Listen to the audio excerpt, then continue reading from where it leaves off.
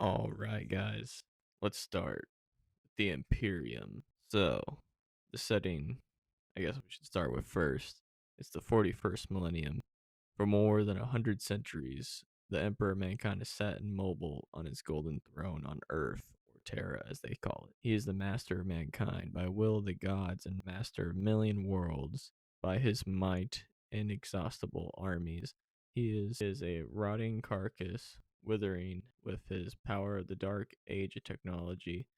He is the current lord of the vast imperium of man, when 1,000 souls are sacrificed every day so that he may never truly die.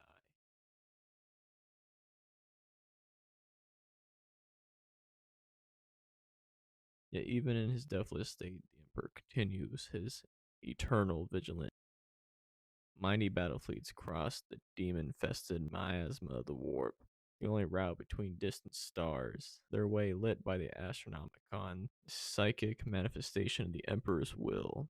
Vast armies give battle in his name, and unconquered worlds. Greatest among his soldiers are the Adeptus Sororitas, the Space Marines, bioengineered super warriors. Their comrade in arms are Legion, the Imperial Guard, and countless planetary defense forces. Their vigilant Inquisition, the high-tech priests of Adeptus Mechanicus, to name only a few. But of their multitudes, there are barely enough to hold off the ever-present threat of humanity from all heretics, mutants, and far, far worse. To be a man in such time is to be among untold billions. It is to live in the cruelest and most bloodiest regime imaginable. These are the tales of those times. Forget the power of technology and science, where so much has been forgotten and never to be relearned. Forget the promise of progression and understanding. For the grim, dark future, there's only war. There is no peace among the stars. There is only eternity of carnage and slaughter, and the laughter of thirsting gods. The Imperium Man, also simply the Imperium, is a galaxy spanning interstellar human empire, the ultimate authority of a vast majority of the human species in the Milky Way galaxy in the 41st millennium AD. It is ruled by the living god known as the Emperor of Mankind. However, there is other humanoid species classified as imperial citizens, mainly mutant offshoots of genetic baseline humans who are also known as adhumans and include such human subspecies as the ogrins, ratlins, and squats. The founder and ruler of the Imperium is the godlike emperor of mankind, the most powerful human psyker ever born. The emperor founded the Imperium over 10,000 Terran years ago in the late 30th millennium during the unification wars of old Earth following the apocalyptic period in human history known as the Age of Strife. The Emperor continues, at least normally, to rule the Imperium as both its political master and its primary religious figure. However, his badly damaged body was entered within cybernetic life support mechanisms of the arcane device known as the Golden Throne, following his mortal wounding during the ancient interstellar civil war of Horus Heresy. Because of his terrible fate, the Emperor is incapable of interacting with others on a day-to-day basis and has left his basic governing to his Imperium of the Tectorum Imperialis, an obligated ruling council of most powerful nobles, lords, and adeptus in the galaxy. The Sanctorum Imperialis is currently led by the Imperial genetic son Primarch Rubute Gilliman, who chairs the council and directs imperial policy as the Lord Commander of the Imperium and Imperial Regent. The Imperium of Man is a war-torn stellar empire, teetering on the brink of collapse for 10,000 Terran years, has been ruined by the deathless emperor, and has been ruled by the deathless emperor, and for being of utmost limitless and being of and being of ut- and being of almost limitless psychic power, to whom thousands of souls are sacrificed daily to provide him the psychic strength to maintain the Imperium's lines of communication and transport. The people of the Imperium live in the galaxy where demons are real, mutation is frequent, and death is a constant companion. To be alive in the 34 the to be alive in the 41st millennium is known that the universe is a terrifying and hostile place. Is a place where you are but amongst billions and trillions. No matter how heroic your death, you will not be missed. A truly vast domain, the Imperium is spread amongst the stars of the galaxy. Its territories encompass untold millions of stars and countless trillions of human lives.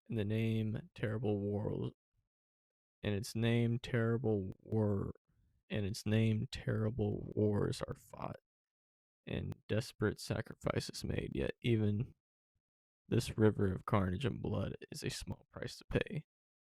For the Imperium is the guardian of humanity. Where it is passed into nothingness is too so too will the human species destroyed by its enemies destroyed by enemies uncountable, to the brine laughter of the dark gods. The Imperium is the largest and currently most powerful political entity in the galaxy, consisting of at least 1 million human settled worlds dispersed across the entirety of the Milky Way. Consequently, the Imperium planet might be separated from its closest neighbor by hundreds or even thousands of light years. As the stellar empire, Imperium the size of the Imperium cannot be measured in terms of countless territory, but only the number of planetary system under its control. However, the most humans in the galaxy have little day-to-day contact with the government of the Imperium, unless they serve one of its bureaucratic adeptus or run a full of its various protections, such as the Inquisition and the Adeptus Arbites. The Imperium is primarily an interstellar tribute empire. Among its member worlds are largely governed themselves as long as they recognize the authority of the emperor and his servants and support the state religion, the imperial cult, which holds the emperor to be the one true god of mankind. Every world of the Imperium must also pay imperial taxes levied on them in the form of troops, material that is known as imperial tithe. These resources go to the service of the Astra Militarum, the Navis Imperialis, and the armed forces which keep the Imperium united and safe. The Imperium tithe supports the overall economy of the Imperium by reestablishing resources where needed, usually to store up one region of the Imperium where conflict is raging by drawing resources from more peaceful sectors. In general, the Imperium promotes the development of non-feudal politic systems, which the High Lords of Terra and the Inquisition have long believed to be the most suitable for human government. There are few human settled worlds in the galaxy where any but the most wealthy nobles have any say in the government of their planet. And the Imperium established generally characteristics in any movement toward democracy, self rule, or the overthrow of a neo feudal system as outright heresy against the divine plan of the God Emperor. This intense need for politics, stability, and grueling military demand upon the imperial system persisted by the myriad of growing threats of the 41st millennium have created representative and stagnant galactic government. In the present Imperium, science and human progress has essentially been halted in service of the need of simply maintaining the crumbling status quo. It is not for nothing for that many imperial soldiers and scholars consider the current time of the end for mankind. Several alien species and the dark mystical forces, chaos, the Tyranids, Craftworld Odari, Jakari, Orcs, Tau, the undying Necrons now challenge the supremacy of the Imperium of humanity's predominant place in the galaxy. For within its own creaking and increasingly stagnant and repressive edifice, the Imperium is threatened more insidiously by rebellion, mutiny, dangerous psychics, and subservient chaos cults. However, despite its myriad problems, without the amenity, authoritarian, and often harsh protection of the Imperium, mankind as a whole would have fallen prey to the countless perils that has threatened it. Without the Imperium of mankind's fate and the Emperor who guides it, the human species would have become extinct long ago. Alright, let's talk about my boy, the Emperor. The Emperor of mankind is often referred to by his faithful as the God Emperor, the Master of mankind, or simply the Emperor, and sometimes referred to himself as Revelation.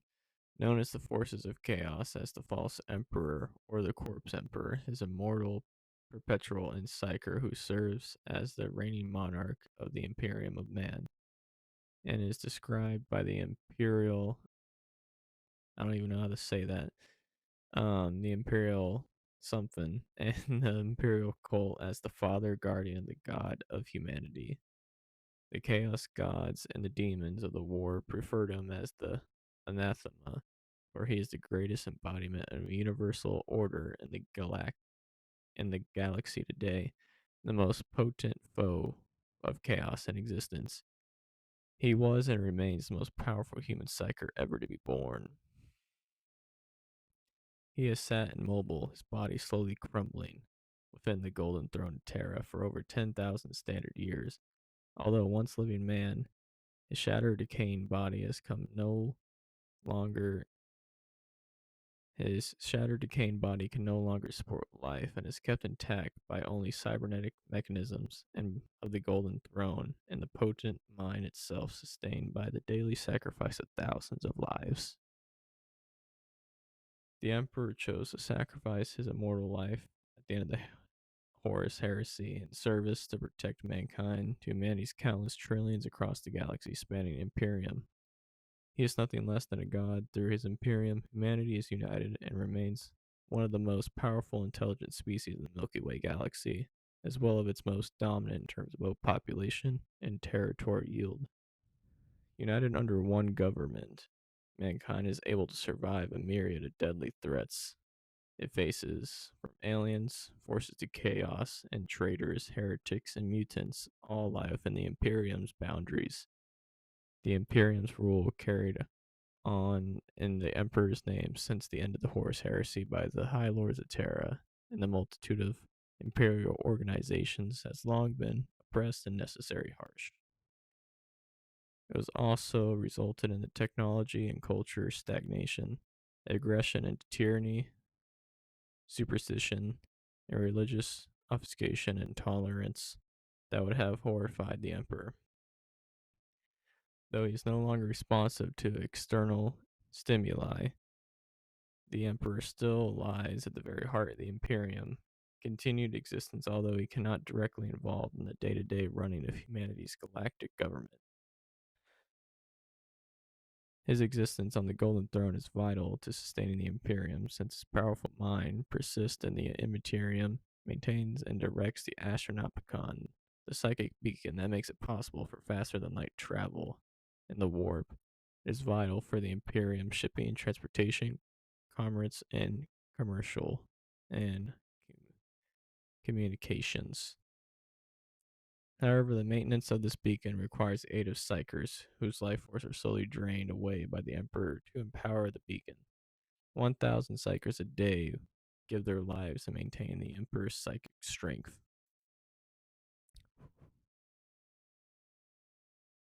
He is said to still guide his race through the cyclically reactive divination tool known as the Emperor's Turret, which is select psychers consult, gain, and glimpse into the future and the Emperor's will. He is also said to constantly battle the chaos gods in the war to prevent further intorsion upon the material world and universe. His mind must remain vigilant at all times throughout the entire Imperium to safeguard the human race and to offer his protection to the faithful above all else. It is mankind's collective belief that the Emperor's divinity that serves as its greatest protection from chaos and the other hideouts, dangers, and plagues of the galaxy. As the Imperial Creed is taught over 10,000 standard years, the Emperor protects. Alright, how about we talk about his sons? Let's quote the Primarch.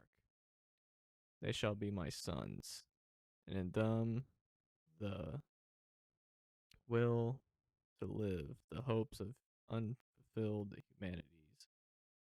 There will be the strength to prevail, not only in which lies easy victory and easy reach, but even when it seems unattainable, when doom settles like a shroud all about, in those times of darkness, my noble sons will shine the brightest of all. The Primarchs. They were genetically engineered transhumans, sons of the Emperor. Created in the late 30th millennium, they were inherited to be the immortal and superhuman generals and proconsuls of whom would command the Emperor's great crusade to reunite the scattered human race beneath his leadership. Their genomes later served as the genetic templates of which the Emperor crafted his 20 Space Marine legions. Testing, testing. The Primarchs were bred to be perfect generals, warriors, and statesmen, larger, stronger, faster, smarter than any normal human could ever hope to be. They possessed potent charisma and martial prowess that made them like mythical gods of old, untouchable by disease, old age, and supposedly the petty fallings of lesser men, each embodying an aspect of war. One of the greatest strategy One was the greatest strategist ever known, another the personification of terror of war, a third a master of psychic powers, a fourth the greatest practitioner of the arts of fortification, and so on.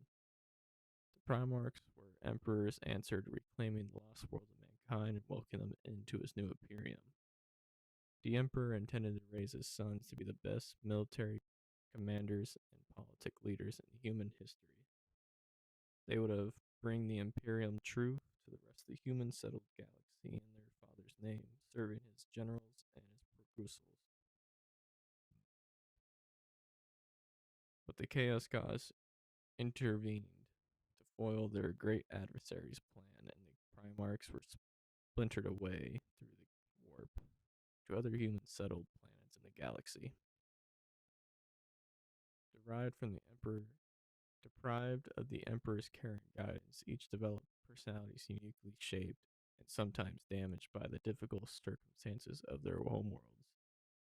Yet for all their gifts, the Primarchs were still only men, and and in the end,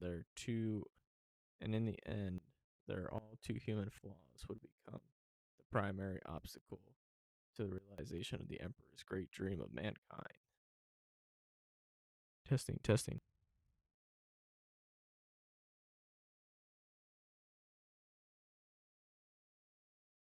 All right. Before we get to Space Marines, I wanted to give a little context of like one of the bigger worlds and settings where a lot of stuff can take place is Hive Cities. It's where a lot of games actually take place, like Dark Tide, Space Marine 2. There's a lot of good ways to find out what a Hive City is. I really suggest searching it up on YouTube, like seeing a video of the scale of a Hive City.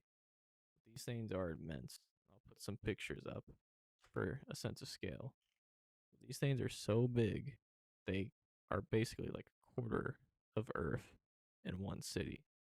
And most of the time, the undercities and all the deep, deep parts of it aren't even controlled by the Imperium, are infested by gene stealers, mutants, orcs, and a magnitude of other things like demons.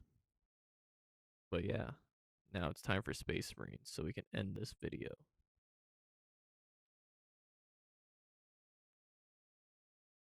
To quote the Emperor again, They shall be my finest warriors, these men who gave themselves to me. Like clay I shall mold them, in the furnace of war I shall forge them. They shall be of iron and steely sue. In great armor I shall clad them, and with the mightiest weapons they shall be armed. They will be untouched by plague or disease, no sickness shall blight them. They shall know such they shall have such tactics, strategies, and machines that no foe will be able to best them in battle. They are my bulwark against terror. They are my defenders of humanity. They are my space marines. They shall know no fear. Testing, testing. The Space Marines, or the Adeptus Astartes, the foremost among the defenders of humanity. The greatest of the Emperor's mankind's warriors. They are barely human at all, but superhumans have been made superior in all respects to a normal man by harsh regime and genetic modification, psycho conditioning, and rigorous training. Space Marines are untouched by plague and any natural disease that can suffer wounds that could kill lesser men several times over. They live to fight again, clad in ancient power armor and wielding the most potent weapons known to man. The Space Marines are terrifying foes, and their devotion to the Emperor and the Imperium man is unyielding. They are the God Emperor's angels of death, and they know no fear. The Astartes are physically stronger, far more resilient, and often mentality far removed from lots of normal human beings.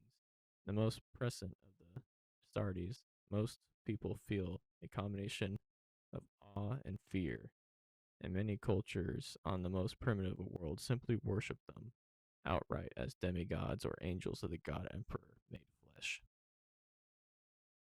They should feel so, for so many space marines feel a little compassion for those that are sometimes termed mortals in comparison to themselves, seeing the very people they were created to protect as little more than obstacles to be more efficient eradication of the Imperium's enemies. More than obstacles to be more efficient eradications of the Imperium enemies. This is the attitude sometimes taken by whole chapters. They see normal humans as frail, weak creatures given to the foils of temptation, avarice, greed, and lust and cowardice, all emotions that they rarely feel, if ever. Yet, though, there who are Astartes that remember why they were created by the Emperor, who avoid the trap of hubris, which the Space Marines are so prone to be, and which has seduced so many of their numbers to serve the ruinous powers of chaos. They are the final guardians of mankind, saviors of the last resort. Testing, testing. Some Astartes sneer at compassion, seeing it as one of humans' weakest.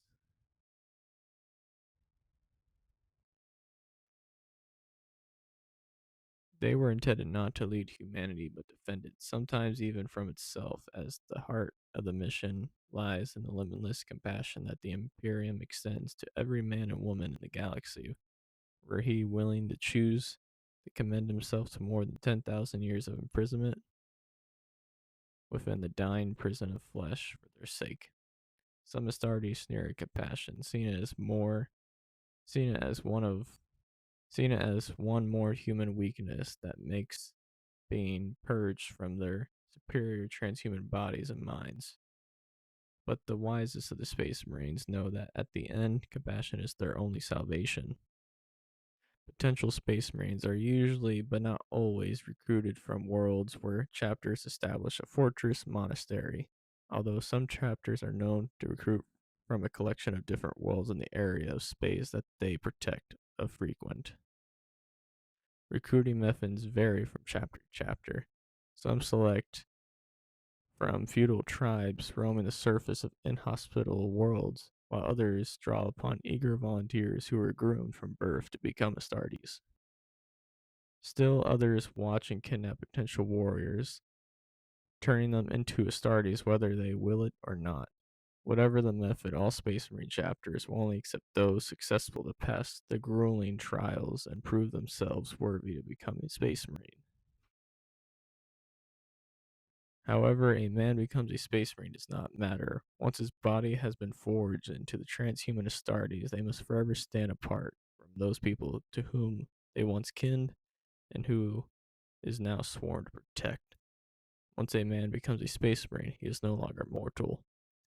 His genetic heritage is now that of the Emperor himself, and a spark of that same divinity now flows in his veins, and a spark of that same divine majesty flows in his veins. There are approximately 1,000 Space Marine chapters active in the Imperium of Man. At any one time since the opening of the Great Rift in the Era Dominus, these chapters have been comprised of a mixture of traditional firstborn Space Marines and even more enhanced Primaris Space Marines, or have contained only Primaris Marines. A list of the most notable and well-known chapters of the Imperium can be found here. This number has stayed relatively consistent since the second founding in the 31st millennium following the Horus Heresy, when the first founding Space Marine legions were broken up. However, the exact population of Astartes in the galaxy remain far from exact and may fluctuate wildly depending on the time period and circumstances confronting the Imperium. But yeah, guys, if you're still here, thanks for watching. I hope to release some more content soon on Warhammer. I'd love to make deep dive videos on each faction. If you guys have any factions you would love me to watch, and also if you're still here, it'd be really cool of you to like and subscribe. I hate to ask, but got to get my um, got to get my stuff going here soon. As you can tell, I'm pretty new to this. But yeah, I'd love to make more bigger videos so I can be more detailed on each thing I just talked about and way more. And trust me, there is a lot to talk about. But yeah, if you guys watch this through finding my YouTube channel on Shorts, I'd really appreciate if you share those shorts or this video especially. I hope to see you guys again soon. Peace.